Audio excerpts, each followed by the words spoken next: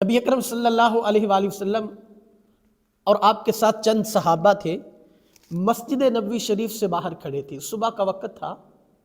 ابھی دن کا آغاز تھا، تو ایک آدمی تیز تیز قدموں کے ساتھ چلتا ہوا آپ کے قریب سے گزرا۔ تو ایک صحابی نے عرض کی کہ کاش اس شخص کا یوں تیزی کے ساتھ گزرنا اللہ کے راستے میں ہوتا، یعنی جس طرح سے یہ دنیا کے کمانے کے لیے، یہ کسی کام کے لیے جا رہا ہے، کاش اس کا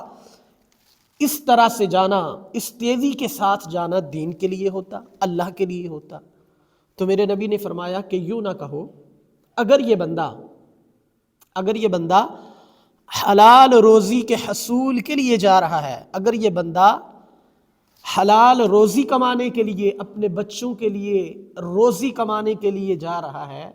تو پھر یہ بندہ اللہ کے راستے میں ہی جا رہا ہے۔ یعنی صرف نماز کے لیے گھر سے جانا نیکی نہیں ہے،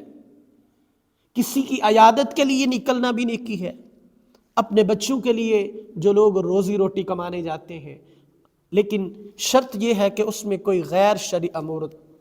داخل نہ ہو، اس میں کوئی اللہ کی نافرمانی نہ ہو رہی ہو، اس میں کوئی اس کا ذریعہ آمدن غیر شرعی نہ ہو، غلط نہ ہو۔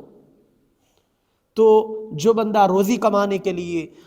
جیسے صبح صبح فیکٹریز میں جا رہے ہیں، صبح صبح مزدور مستری کام کاج پر جا رہے ہیں، تو اگر وہ اللہ کی قائم کردہ حدود میں رہ کر جھوٹ سے، غیبت سے، دھوکے سے پاک وہ مزدوری کرتے ہیں، تو وہ بھی عبادت میں ہی ہے، کیونکہ حلال رزق کا کمانا، اپنے بچوں پر کمانے کے لیے گھر سے نکلنا، یہ بھی عین عبادت ہے۔ اس لیے صرف مولوی ہی، صرف دین متین کی سربلندی کے لیے ہی، صرف